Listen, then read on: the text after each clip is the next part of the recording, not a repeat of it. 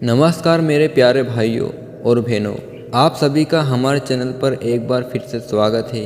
तो दोस्तों, क्या आप अपने मन को शांत कैसे करें यह जानना चाहते हैं, या आप अपने मन को शांत करने के लिए कारीगर उपाय ढूंढ रहे हैं? तो आप बिल्कुल सही जगह पर आए हुए हो। दोस्तों, सबसे पहले मैं आपको यहाँ विश्वास दिलाना चाहता हूँ कि इस वीडियो के अंत में आपके चेहरे पर एक मुस्कुराहट होगी, क्योंकि इस वीडियो को अंत तक देखने के बाद आप कुछ ऐसा जान लोगे जो इस जीवन के रूपांतर के लिए काफ़ी है।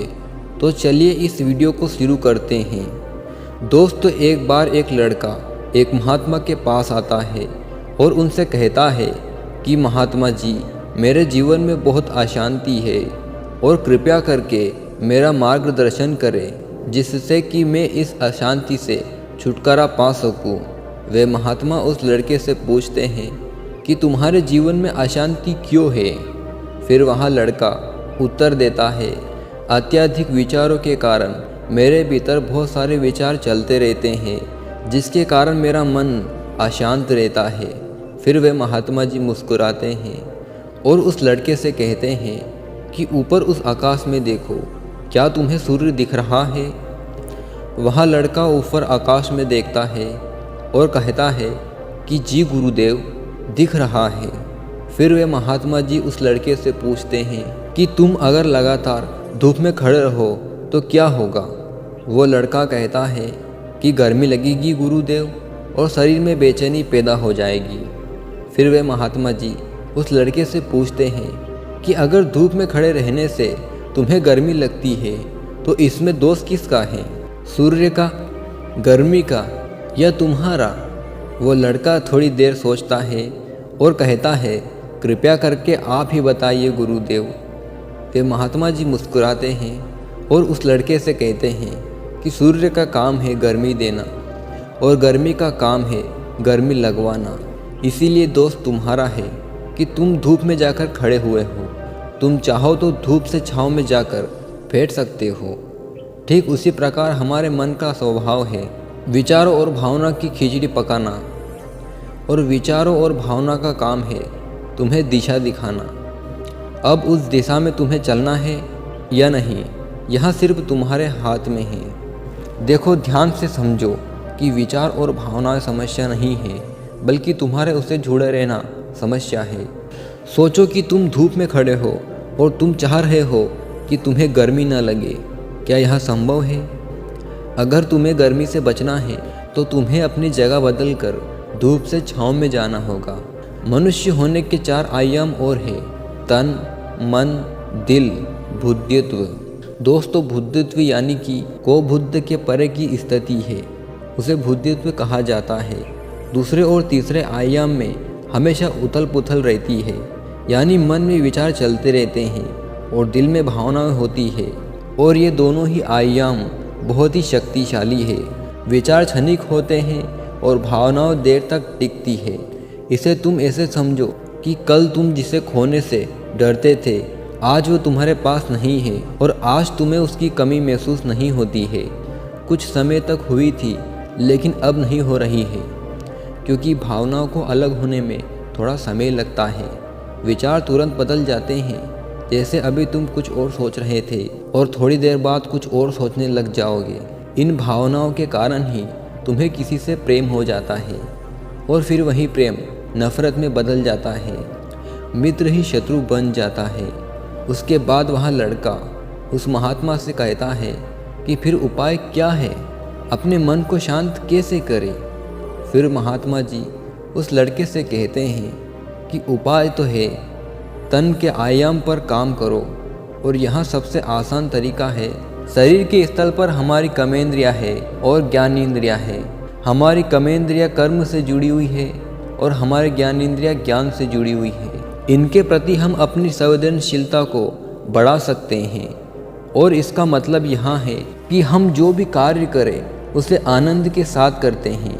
जैसे अगर आप पानी पी रहे हो तो पूरी तरह से पानी पियो, यानी पानी पीने में अपना 100% दो।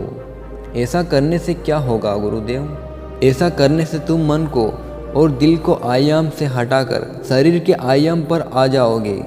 और यहाँ बिल्कुल ऐसा ही जैसे कि तुम धूप से हटकर छाँव में आ गए।